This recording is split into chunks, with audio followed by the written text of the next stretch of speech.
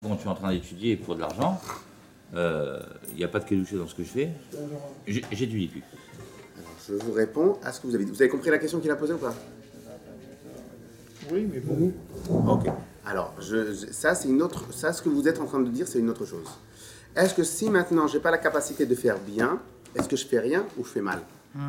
Nous, on considère, la Torah veut qu'on fasse mal, mais qu'on avance. Mais c'est pas mal, c'est pas mal. Non, C'est moins mal. bien. Non, c'est mal. Moins bien. Non, c'est mal, c'est mal. Quelqu'un. Il vaut mieux faire. Non.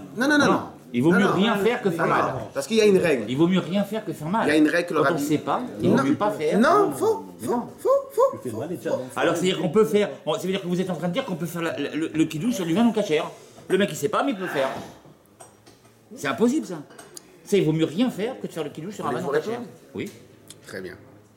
Le rabbi, lorsqu'il y avait un rav en Australie, là-bas les Australiens ils sont dans une autre planète. Donc même dans la Torah et les mitzvot, c'est dans une autre planète. Lorsqu'il avait rencontré, je crois que c'était le rav Goutnik, je pense, il a rencontré ce rav-là, et donc le rav il est parti le voir, et le rabbi lui a dit, ou je crois que c'était un shliach, je me rappelle que c'était un shliach, c'est un rav normal, il lui a dit, il faut absolument que vous débrouillez pour que les juifs achètent du kasher. Il a dit, mais rabbi, leur cuisine elle est taref, le vin il est taref, tout est taref. Vous voulez que je fasse quoi? Débrouillez-vous. Il fait, mais bon, ok rabbi, ok. Pourquoi? C'est quoi la logique?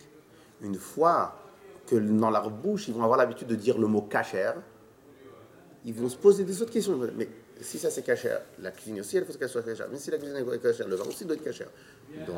Donc, il y a, oui, je préfère que quelqu'un qui est ignorant, il arrive avec sa bouteille de vin pas kasher et qu'il fasse qu'il douche, qu'il fasse rien. Parce qu'il y a un moment ou un autre, il va se poser la question, est-ce que c'est vraiment comme ça que je fais? S'il fait rien, on est naze, on est mauvais.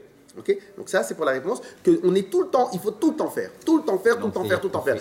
Si on ne fait pas, on n'a aucun moyen de lancer la machine. Au moins on fait, après il y a un changement de direction, une directoire. Maintenant ici on est en train de parler, moi, aujourd'hui on est tous assis dans un cours de Tanya, on est tous assis pour s'améliorer. Eh bien, s'améliorer, pour pouvoir s'améliorer, il faut connaître le Emet. Pour connaître le Emet, c'est le suivant. Si je fais Mal. ce que je fais, même dormir, même manger, même travailler, pas même, travailler, je le fais, les Shem Shamaim. Je suis au même niveau qu'un Rosh Yeshiva qui étudie la Torah, les Shem Shamaim. Il n'y a aucune différence. Le but du juif, c'est de servir Dieu. Toi, tu as été éduqué depuis que tu as 3 ans, tu as étudié la Torah, la Gemara, etc. Tu as une vingtaine, tu vas devenir Rosh Yeshiva. Et toi, tu fais ta shlichut à travers Rosh Yeshiva. Tu n'as pas une bonne tête, tu as dû aller travailler banquier ou médecin, mishkin, eh ben, tu fais aussi les Shem Shamaim. Et tu es au même, si tu fais les Shem Shamaim, אין השכינה השרויה, אין הקדוש ברוך הוא שורה, אלא הדבר שבטל אליו.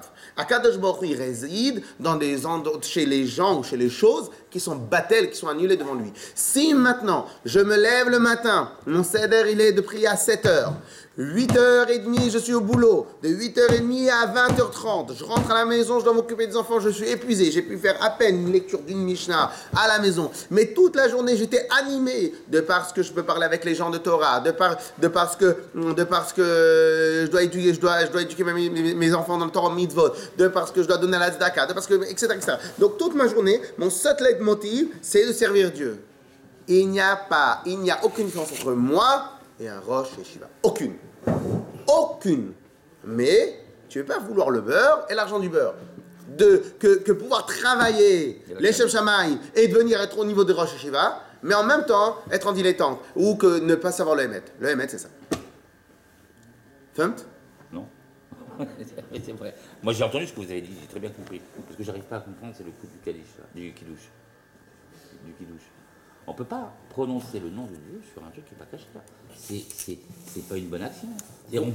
On fait une prière, on prononce le nom. Attendez.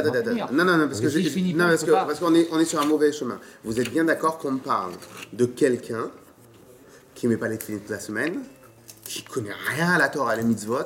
La seule chose qu'il connaît de son père, c'est qu'il doit faire le kidouche. Il ne connaît rien d'autre. Je vais vous donner une histoire très connue. Mais c'est vrai, ça existe. Une histoire très connue. Une histoire très connue. Il y avait... Ce matin, j'ai vu le cas. Moi, j'ai... Mais oui, mais c'est... Le monsieur qui est venu faire la prière. C'est pas ça que je suis en train de dire. C'est pas ça que je suis en train de dire. Moi, j'accepte ça. C'est-à-dire que si les gens, ils savent pas, ils font ce qu'ils... Ils savent pas. Quand quelqu'un, il sait pas. C'est pas de ça que je suis en train de parler. Je suis en train de parler.